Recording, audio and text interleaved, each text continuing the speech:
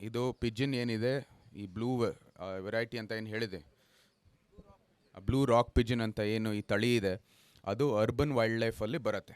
Urban wild life ಅಂತ ಬಂದಿರೋದು ನೀವು ಕೂಡ ಹೇಳ್ಬೋದು. ಅರ್ಬನ್ ವೈಲ್ಡ್ ಲೈಫ್ ಅಂದರೆ ಅದು ಕೂಡ ವನ್ಯಜೀವಿ. ಏನು ಇದು ನಮ್ಮ ನಗರದಲ್ಲಿ ವಾತಾವರಣ ಏನಿದೆ ಅದ್ರ ಮೇಲೆ ಅವಲಂಬಿಸಿದೆ. ನಾವೇನು ಅದಕ್ಕೆ ಆಹಾರ ಕೊಡುವಂಥದ್ದು ಅವಶ್ಯಕತೆ ಇಲ್ಲವೇ ಇಲ್ಲ. ಅದರಲ್ಲೂ ಒಂದು ಬ್ಯಾಲೆನ್ಸ್ ಇದೆ. ಕಾಡಲ್ಲಿ ಯಾವ ರೀತಿ ಇಷ್ಟು ಹುಲಿ ಇರಬೇಕು, ಇಷ್ಟು ಜಿಂಕೆಗಳು ಇರಬೇಕು, ಅದರಲ್ಲಿ ಇಷ್ಟು ಹುಲ್ಲು ಬೆಳಿಬೇಕು, ಅದೇ ರೀತಿ ಇಲ್ಲೂ ಸಹ ಒಂದು ಬ್ಯಾಲೆನ್ಸ್ ಇದೆ.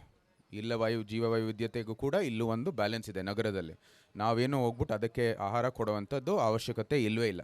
ವನ್ಯಜೀವಿ ಸಂರಕ್ಷಣೆ ಅಥವಾ ನ್ಯಾಚುರಲಿಸ್ಟ್ ಒಂದು ದೃಷ್ಟಿಯಿಂದನೂ ಕೂಡ ಇದರದ್ದು ಏನೂ ಅವಶ್ಯಕತೆ ಇಲ್ಲವೇ ಇಲ್ಲ. ಸೊ ನಾವು ಸೈಂಟಿಫಿಕ್ ಆಗಿದ್ದೇನೋ ನಾವು ಸಹಾಯ ಮಾಡ್ತಾ ಇದ್ದೀವಿ ಅಂತ ನಾವು ನೋಡ್ಕೊಂಡು ಹೋದರೆ ಅದು ಅವಶ್ಯಕತೆ ಇಲ್ಲ. ಇದು ಡೊಮೆಸ್ಟಿಕೇಟೆಡ್ ಆ್ಯನಿಮಲ್ ಅಲ್ಲ.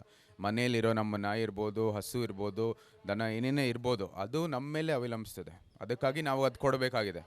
ಆದರೆ ಇಲ್ಲಿ ಪಾರಿವಾಳದ ಒಂದು ಇದರಲ್ಲಿ ನಮಗೆ ಆಹಾರ ಕೊಡುವಂಥದ್ದು ಅವಶ್ಯಕತೆ ಇಲ್ಲ. ಎರಡನೇದು, ಪ್ರೊಫೆಸರ್ ರಂಗರಾಜ್ ಅವರು ಈ ಪಾರಂಪರಿಕ ಕಟ್ಟಡ ಇದು ಅದಕ್ಕಾಗ್ತಾ ಇರುವಂಥದ್ದು ಹಾನಿಯ ದೃಷ್ಟಿಯಲ್ಲಿ ಮಾತಾಡಿದ್ದಾರೆ.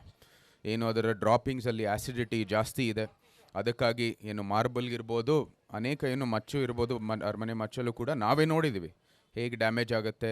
ಅದರಿಂದ ನಾವು ವೇಗವಾಗಿ ಅದರ ಸ್ವಚ್ಛತೆಯನ್ನು ಕಾಪಾಡದೇ ಇದ್ದರೆ ಏನೇನು ಡ್ಯಾಮೇಜ್ ಆಗ್ತಾಯಿದೆ ಅಂತ ನಾನೇ ವೈಯಕ್ತಿಕವಾಗಿ ಅನುಭವಿಸಿದ್ದೀನಿ, ನೋಡಿದ್ದೀನಿ.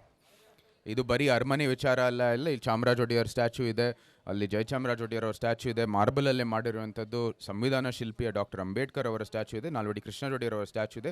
ಸುತ್ತಮುತ್ತ ಟೌನ್ ಹಾಲ್ ಇರ್ಬೋದು, ಅಲ್ಲಿ ದೇವರಾಜ ಮಾರ್ಕೆಟ್ ಇರ್ಬೋದು, ಲ್ಯಾನ್ಸೋನ್ ಬಜಾರ್ ಇದೆ, ಅನೇಕ ಪಾರಂಪರಿಕ ಕಟ್ಟಡಗಳಿದ್ದಾವೆ.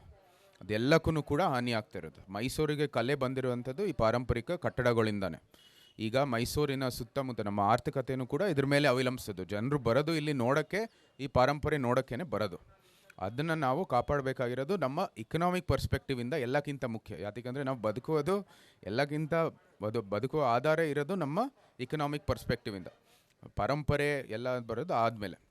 ಆದರೆ ಎಲ್ಲಕ್ಕಿಂತ ಮುಖ್ಯ ಇದು it's a public health concern. ಸಾರ್ವಜನಿಕ ಒಂದು ಆರೋಗ್ಯ ಒಂದು ಕಾಳಜಿ ಇಟ್ಕೊಂಡಿರುವಂಥದ್ದು ಜವಾಬ್ದಾರಿಯುತ ಪ್ರತಿನಿಧಿಗಳಾಗಿರ್ಬೋದು, ಜವಾಬ್ದಾರಿಯುತ ಸಮಾಜ ಆಗಿರ್ಬೋದು, ಜವಾಬ್ದಾರಿಯುತ ಏನೇನು ಸಂಸ್ಥೆಗಳಿದ್ದಾವೆ ಇಲ್ಲಿ, ಸಂಘಗಳಿದ್ದಾವೆ ಇಲ್ಲಿ, ಹಾಗೂ ಜವಾಬ್ದಾರಿಯುತ ಅಧಿಕಾರಿಗಳು ಇದ್ದಾರೆ ಇಲ್ಲಿ.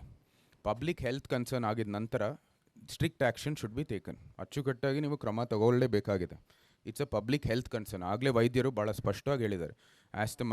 ಆಸ್ತಮ್ಯಾಟಿಕ್ ಅಟ್ಯಾಕ್ಸ್ಗಳು, ನಂತರ ಅನೇಕ ಕಾಯಿಲೆಗಳು ಇದರಿಂದ ಬರ್ತಾಯಿದೆ. ಮಕ್ಕಳಿಗೆ ಏನೇನು ಹಾನಿ ಆಗ್ತಾಯಿದೆ ಅಂತಲೂ ಕೂಡ ಭಾಳ ಸ್ಪಷ್ಟವಾಗಿದೆ. ಪಬ್ಲಿಕ್ ಹೆಲ್ತ್ ಕನ್ಸರ್ನ್ ಆಗಿದ ನಂತರ ಭಾಳ ಅಚ್ಚುಕಟ್ಟಾಗಿ ನೀವು ಕ್ರಮ ತಗೊಳ್ಳೇಬೇಕಾಗಿದೆ. ಇದಕ್ಕಿಂತ ಹೆಚ್ಚಾಗಿ ಆಗಲೇ ಇಕನಾಮಿಕ್ ಒಂದು ದೃಷ್ಟಿ, ಆರ್ಥಿಕ ದೃಷ್ಟಿಯಿಂದ ಮಾತಾಡಿದ್ದೀನಿ. ಎಲ್ಲ ಅಂತ್ಯದಲ್ಲಿ ಕಾಸ್ಟ್ ಬರೋದು ಯಾರ ಮೇಲೆ? ಟ್ಯಾಕ್ಸ್ ಪೇಯರ್ ಮೇಲೆ, ನಮ್ಮ ಮೇಲೇ. ನಾವೆಲ್ಲರೂ ಟ್ಯಾಕ್ಸ್ ಕಟ್ತಾ ಇರೋದು ಅವ್ರ ಮೇಲೇ ಇದು ಹೆಚ್ಚಾಗಿ ಆ ಕಾಸ್ಟ್ ಬರೋದು. ಈಗ ಅಭಿಪ್ರಾಯ ಇದರಲ್ಲಿ